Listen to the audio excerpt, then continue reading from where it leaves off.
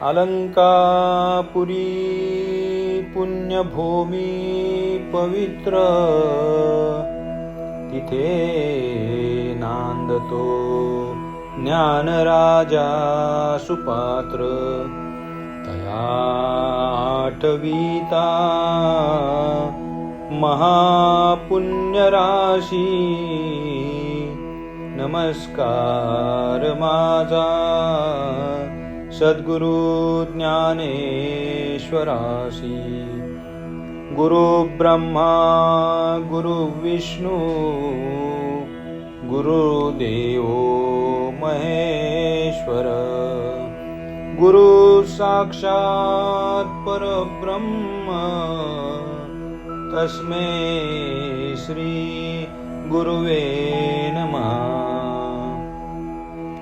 पुंडलीकवरदा हरिविठ्ठल श्री ज्ञानदेव तुकाराम. पंढरीनाथ भगवान की जय. माऊली ज्ञानेश्वर महाराज की जय. सद्गुरु श्रीमंत बाबा महाराज की जय. शिवशंभू सुत पार्वती पुत्र जिव्हेश्वर भगवान की जय. सर्व भाविक भक्तांना या साळी बांधवाचा जय जिव्हेश्वर. सद्गुरु श्रीमंत बाबा महाराज सातारकरांच्या शिष्याचा हरिहरी. अद्यापही सबस्क्रायबर वाढत नाहीत, तरी कृपया सर्वांनी चॅनल सबस्क्राईब करा, आपल्या व्हॉट्सअप ग्रुपवर शेअर करा. मागील भागात आपण पाहिले की चांगदेवांनी माऊलींना जाणले, परंतु त्यापूर्वी जनमानसात ही चारही भावंडे हीन, दीन, तुच्छ, संन्यासाची पोरेच होती.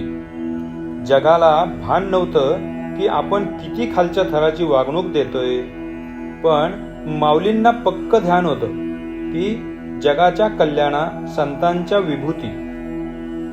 भाविक हो, भान राखणे सोपे, परंतु ध्यान लागणे फार कठीण. एखाद्याचं दर्शन भेटणं सोपं, परंतु देवदर्शन मिळणं फार कठीण. भूते भेटणं सहज सोपे, अनुभूती मिळणं मात्र फार कठीण. गुरूंची अनुभूती, देवाची अनुभूती अशी सहजासहजी मिळत नसते. माऊलींना गुरु निवृत्तीनाथांची अनुभूती तर फार पूर्वीच मिळाली होती. आज प्रत्यक्ष पांडुरंगाचीही अनुभूती मिळाली. देवदर्शन घडले. बिघडलेले सारे डाव आज मनाजोगे पडले. मानहानीच्या कुचेष्टेच्या जीवनात प्रथमच आज आनंदाशी नाते जडले, परमानंदाशी नाते जडले.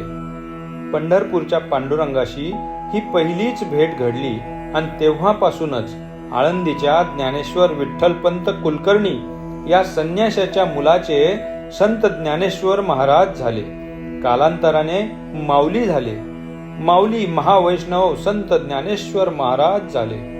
कैवल्य साम्राज्य चक्रवर्ती संत श्रेष्ठ ज्ञानोबाराय, ऐश्वर्यवंत ज्ञानेश्वर महाराज, श्रीमंत योगी, ऐश्वर्याचे ईश्वरू म्हणून नाम ज्ञानेश्वरू. आम्ही मात्र आजही म्हणतो, ज्ञानेश्वर महाराज त्या काळात माधुगिरी मागत होते. दररोज दारोदार फिरून झोळीमध्ये माधुगिरी मागत होते हे खरे, पण घरोघरी जाऊन मुखाने भक्ती प्रेमाचे ऐश्वर्य फुकट वाटत होते हे देखील तितकेच खरे.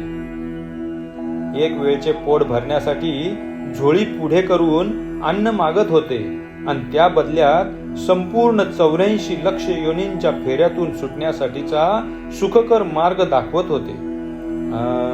मार्ग दाखवूनिया गेले, मार्ग दावोनिया गेले, दयानिधी संत ते, दयानिधी संत ते, मार्ग दावूनिया गेले. माऊली संत होते, ऐश्वर्यवंत होते.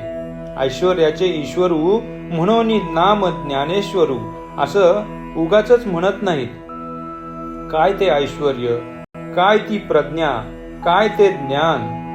वयाच्या अवघ्या 16व्या वर्षी ज्ञानेश्वरी लिहावी आणि तीही जगातल्या सर्व ग्रंथांत सर्वश्रेष्ठ ठरावी. अहो, आध्यात्मिक ज्ञान सोडाच, परंतु 100 वर्ष जगूनही आपल्याला या निसर्गातले जे जे अनुभव आले नसतील ते सर्व अनुभव, सर्व गोष्टी या ज्ञानेश्वरीत माऊलींनी मांडले आहेत आणि अगदी यथासांग मांडले आहेत. 1600 वर्ष जगलेल्या चांगदेवांना एका 16 वर्षाच्या मुलाने आध्यात्मिक ज्ञानाचे धडे शिकवावे. ऐश्वर्याचे ईश्वरू म्हणून नाम ज्ञानेश्वरू असं जेव्हा आपण म्हणतो ना, तेव्हा ते जाणून घेण्यासाठी त्यासाठी ज्ञानेश्वरीच्या 10व्या अध्यायाचे नमन पहा, 12व्या, 16व्या, 18व्या अध्यायाचे नमन पहा. मग कळेल माऊलींचे ऐश्वर्य किती उच्च कोटीचे होते ते. कळणे, समजणे, उमजणे तर दूरच, आपल्याला कदाचित वाचताही येऊ नये अशी श्रेष्ठ व अलंकारिक मराठी भाषा माऊलींच्या प्रज्ञेतून प्रसवली आहे. नमो विशदबोध विद्गदा विद्यारविंद प्रबोधा पराप्रमेय प्रमदा विलासिया. नमो संसार तमसूर्या अपरिमित परमवीर्या तरुणतरतुर्या लालन लीला. नमो जगद अखिल पालना मंगळमणी निधाना सज्जन वन चंदना आराध्यलिंगा.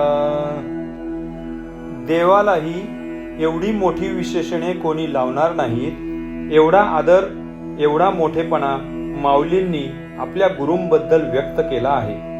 नमो विशद बोध विद्गदा, पारमार्थिक बोध विशद करणारे, समजावून सांगणारे, पटवून देणारे हे माझ्या सद्गुरुराया.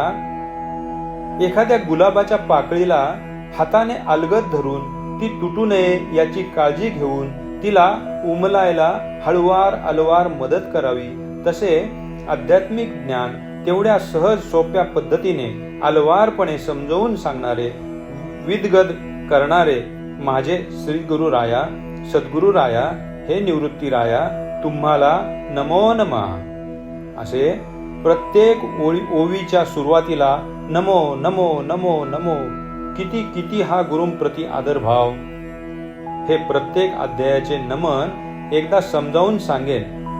एवढे ऐश्वर्यवंत संत म्हणजे ज्ञानेश्वर महाराज, आणि म्हणूनच माझे गुरु सद्गुरू बाबा महाराज सातारकर यांनीही माऊलींची ज्ञानेश्वरी ही ऐश्वर्यवंत ज्ञानेश्वरी या अतिशय सुंदर, आकर्षक व देखण्या स्वरूपात प्रकाशित केली. फाटकं लुगडं तर आई रोजच नेसते. कधी एकदा तरी आपल्या आईला आपण सुवर्णाच्या जरीकाठीची पैठणी नेसवावी आणि डोळे भरून तिच्याकडे पाहावं. आई, तू खूप छान दिसतेस ग आई. म्हणून आई वडिलांनी लावलेल्या संस्कार वेलाच्या कौतुकास्तव माऊली आपल्या आई वडिलांना म्हणतात, मोगरा फुलला, मोगरा फुलला, मोगरा फुलला, मोगरा फुलला. फुले वेचिता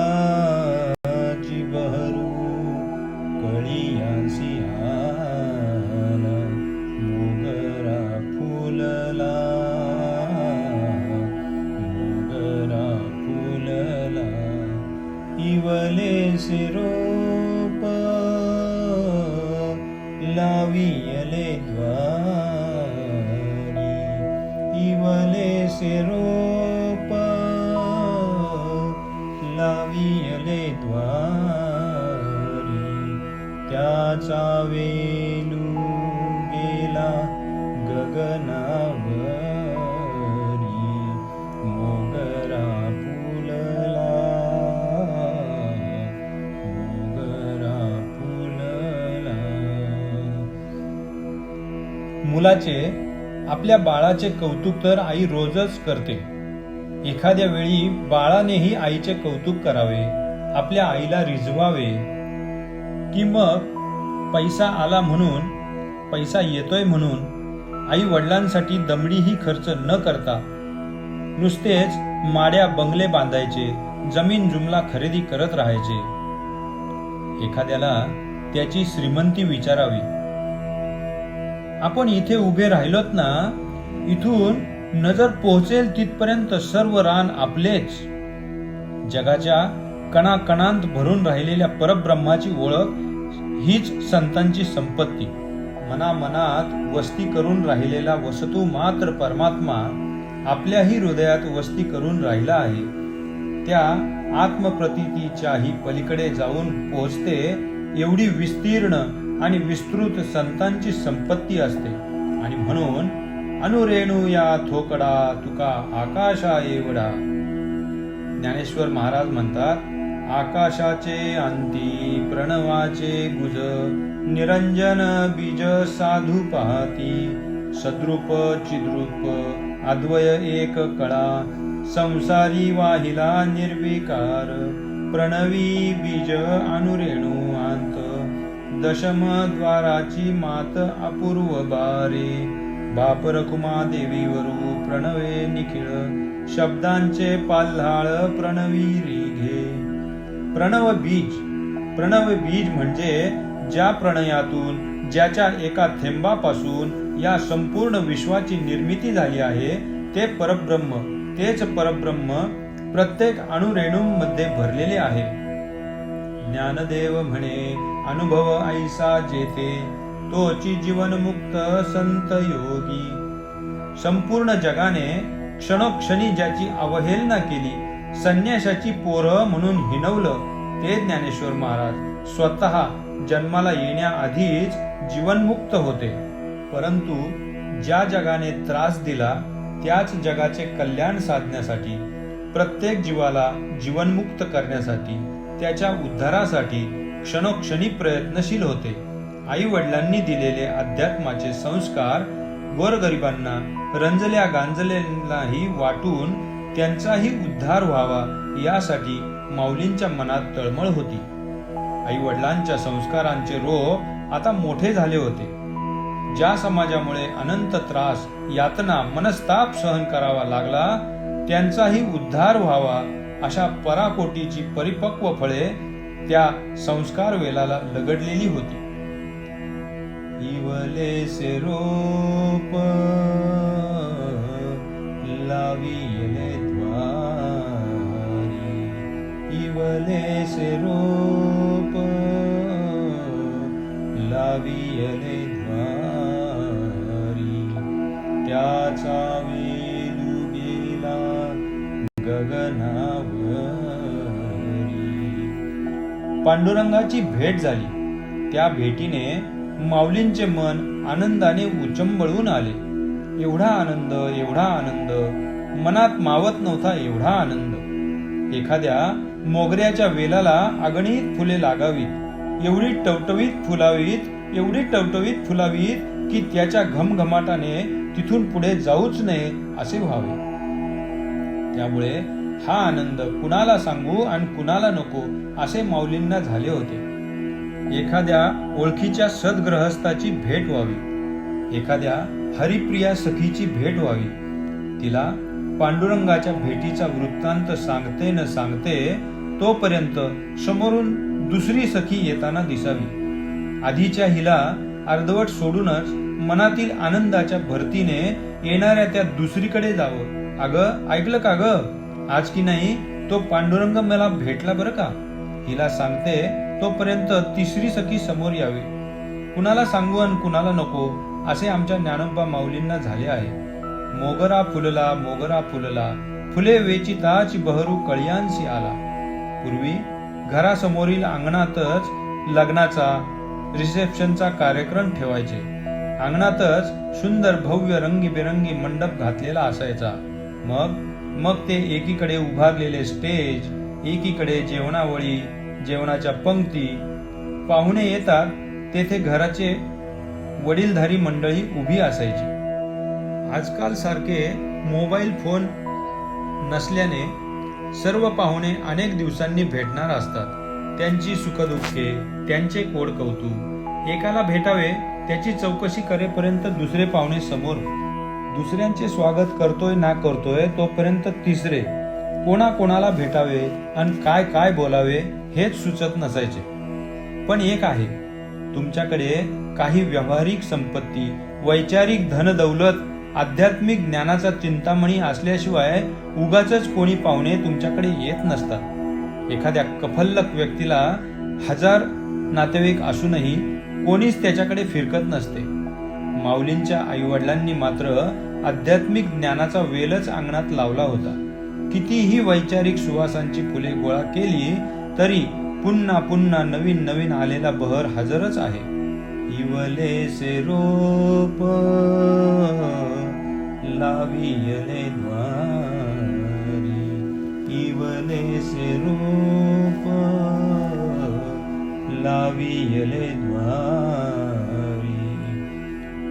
रोप लावून गेले आई वडील, विठ्ठलपंत, रुक्मिणी माता. इवलसच रोप होतं ते. आज मात्र किती फुले वेचू, सुंदर सुंदर पांढरी शुभ्र फुले, फुलांचा जणू सडाच अंगण भरून अंतरलेला आहे. एक वेचावे तोपर्यंत वरून दुसरे पडते, दुसरे घ्यावे तोपर्यंत तिसरे घ्यावे. अहो संपतच नाही की हो. त्यांचा सुमधुर सुगंध नाकामध्ये दरवळतो आहे. मोगरा फुलला, फुले वेचिताची बहरू कळियांसी आला. त्या पांडुरंगाबद्दलच्या सुंदर सुंदर आठवणीने, त्या आठवणींची फुले जणू मनातून भरभरून उमलत आहेत. विठ्ठल भेटीच्या आनंदाच्या उमलण्याने जणू रावळातील एक आठवण स्मृती पटलावर येते आणि ती सगळ्यांना सांगते न सांगते तोच दुसरी आठवण, तोच तिसरी आठवण, तोच पुन्हा पुढच्या अनेक आठवणी माऊलींच्या मनामध्ये रुंजी घालतायत. किती आठवणी आनंदाने भरभरून उचंबळून यायला देखील माऊलींना वेळ पुरत नाहीये. मग त्याने माझ्याकडे असं पाहिलं, मग मला खूप लाजल्यासारखं झालं. माझी मान आपसुकच पावलांकडे खाली वळली. आनंद, उत्स्फूर्तता, प्रेम मनात मावत नव्हते. मला वर त्याच्याकडे पाहण्याचे धारिष्ट देखील होत नव्हते. तरीही माझी मान आपोआपच परत वर त्याच्या मुखाकडे वळली. पुन्हा त्याचे आणि माझे डोळे एक झाले. दृष्टीला नजरेची दृष्ट लागली आणि नजर चोरत पुन्हा मान खाली वळली. बरं, खालूनच तिरपा कटाक्ष टाकावा तर तो मात्र माझ्याकडे पाहतोयच, गालातल्या गालात हसतोय. एक ना अनेक किती आठवणी त्या. इवलेसे रोप लावियले द्वारी, तयाचा वेलू गेला गगनावरी. आई वडिलांनी लावलेला वेल, आई वडिलांनी केलेले संस्कार, आई वडिलांनी वडिलोपार्जित दिलेले आध्यात्मिक ज्ञानाचे गाठोडे, आई वडिलांनी पारंपरिक दिलेले विठ्ठल भक्तीचे धडे. अहो कोवळा एवढासाच बीजांकुर होता हो त्यावेळी तो. आज मात्र मोठा होऊन आमच्या दारातला तो वेल चक्क गगनात, म्हणजे चक्क त्या पांडुरंगाच्या अंगणात गेला आहे. आकाशात चांदण्या दिसाव्यात तशी या वेलाची फुले सडा बनवून अंगणभर पसरली आहेत. तो सडा पाहायला डोळ्यांना जास्त सुंदर वाटतो की मग त्या सुगंधाचा दरवळ नाकांना जास्त मोहित करतो की मग ती फुले एक करून वेचायला हातांना ती जास्त आवडतात हेच कळत नाही. इवलेसे रोप लावियले द्वारी, याच इवल्याशा रोपाविषयी माऊलींची अनुभूती आपण पुढील भागात अनुभवणार आहोत. तेव्हा या पुढचा भाग नक्की अनुभवा आणि या चॅनलला सबस्क्राईब करा. यातला आपणास खास आवडलेला विषय कमेंट करून अवश्य कळवा. पुंडलिक वरदा हरिविठ्ठल, श्री ज्ञानदेव तुकाराम, पंढरीनाथ भगवान की जय. माऊली ज्ञानेश्वर महाराज की जय. संत सद्गुरु श्रीमंत बाबा महाराज की जय. शिवशंभू सुत पार्वती पुत्र जिव्हेश्वर भगवान की जय. सर्व भाविक भक्तांना या साळी बांधवाचा जय जिव्हेश्वर. सद्गुरू बाबा महाराज सातारकरांच्या शिष्याचा हरिहरी